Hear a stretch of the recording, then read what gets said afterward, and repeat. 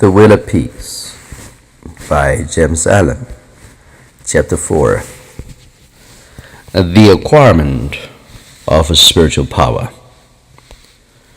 The world is filled with men and women seeking pleasure, excitement, novelty, seeking ever to be moved to laughter or tears, not seeking strength, stability, and power, but courting weakness and eagerly engaged in dispersing what power they have.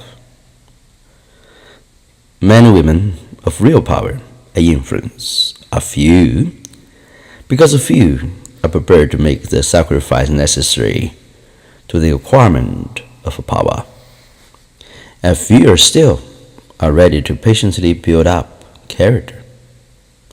To be swayed by your fluctuating thoughts, the impulses, to be weak and powerless, to rightly control and direct those forces, is to be strong and powerful.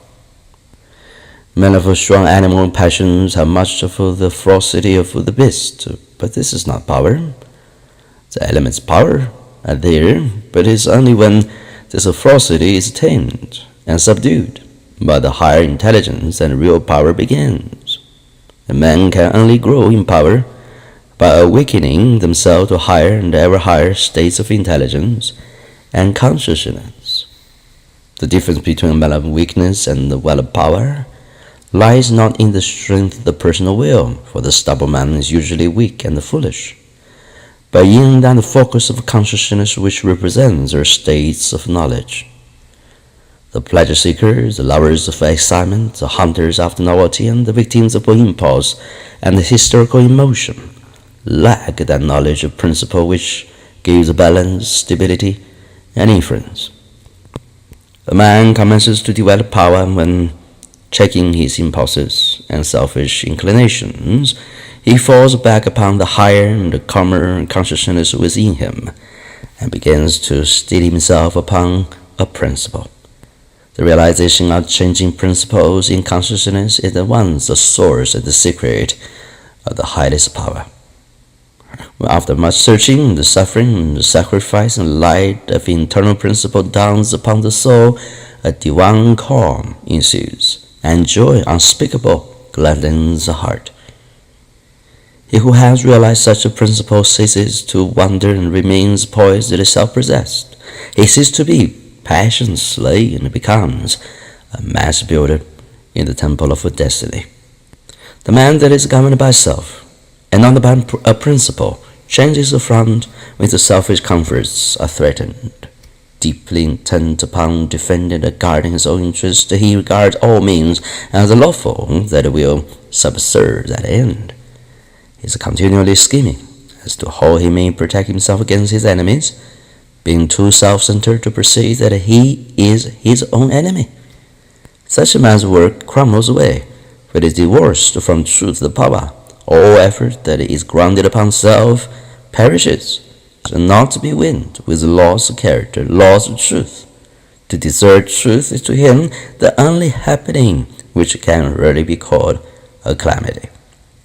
It's the hour of crisis. We decide who are the minions of darkness and who the children of light. It's epoch of threatening disaster, ruin, and persecution, which divides the sheep from the goats and reveals to the reverential gaze of succeeding ages the men and women of power. It's easy for the man, so long as he is left in the enjoyment of his possessions, to persuade himself that he believes in and adheres to the principles of peace, brotherhood, and universal love.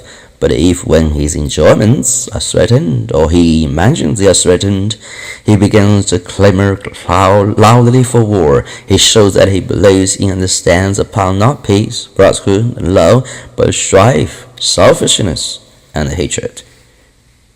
He does not desert his principles when threatened with the loss of every earthly thing, even to the loss of reputation. Life is a man of power.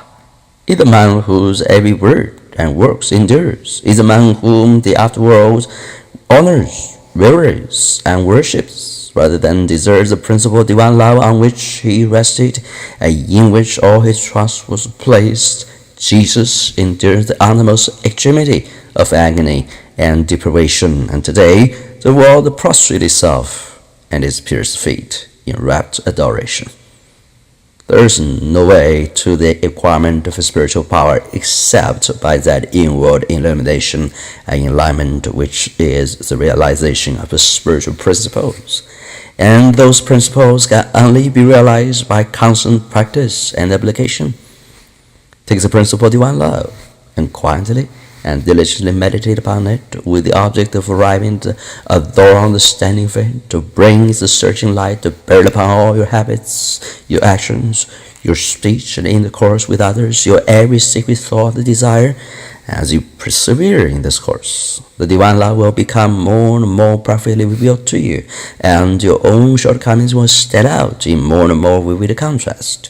Spurring on to renewed endeavor, and having once caught a glimpse of the incomparable majesty of that imperishable principle, you will never again rest in your weakness, your selfishness, your imperfection, but will pursue that love until you have relinquished every discordant element and have brought yourself into perfect harmony with it. And that state of inward harmony is a spiritual power.